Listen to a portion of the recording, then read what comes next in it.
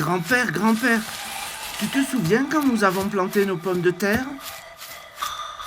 Bien sûr que je me souviens, Maria. Il y a 3 mois, dans ces champs, il n'y avait que de la terre. Aujourd'hui, c'est plein de fleurs, plein de vie. Non, petite, tu ne connais pas l'histoire de nos ancêtres à propos de la pomme de terre ? Non, grand-père, tu veux me la dire ? Le vent me dit, ma chère Maria, qu'il fut un temps où les Sapayas et les Caris habitaient ces terres. Les premiers étaient paisibles et travailleurs, nobles avec la Pacha et avec les Achachilas.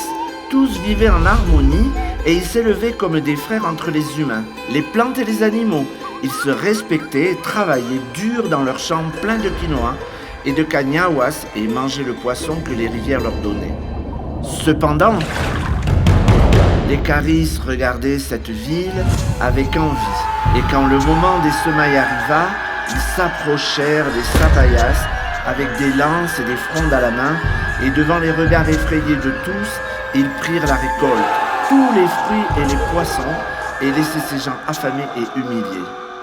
Un jour, un jeune Sapaya nommé Choque, triste et affamé, se promenait dans les champs récemment pillés par les Caris, à la recherche de nourriture dans la terre, lorsqu'une ombre au-dessus de sa tête annonça l'arrivée d'un être brillant venu d'en haut, des montagnes du ciel, un condor à la poitrine blanche, comme faite de nuages descendus du ciel et parla au jeune homme.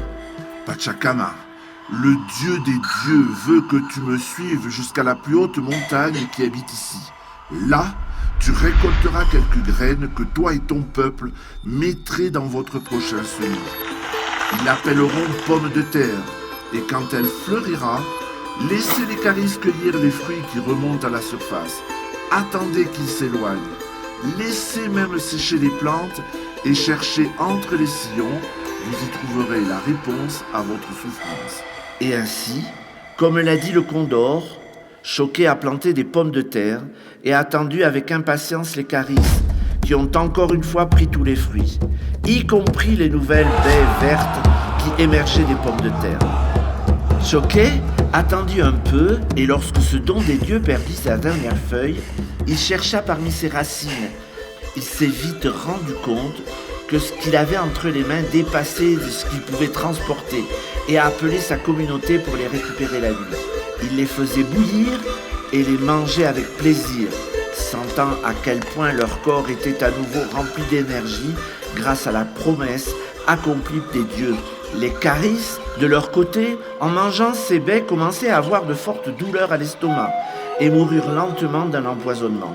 Les Sapayas, avec la nouvelle force que leur avait donnée la terre, les ont obligés à partir pour pouvoir vivre en paix comme avant, ajoutant une nouvelle sœur à leur éducation quotidienne, la sœur pomme de terre. Grand-père, combien de sortes de pommes de terre avons-nous ? Autant que d'étoiles dans le ciel. Belles et bonnes comme les Koyas, qui jouent avec le Sarlawipina dans le ciel. C'est ainsi, petite. Grâce à eux tous, nous avons pommes de terre, Chunyo, Tunta, pour rester forts jusqu'à la fin des temps.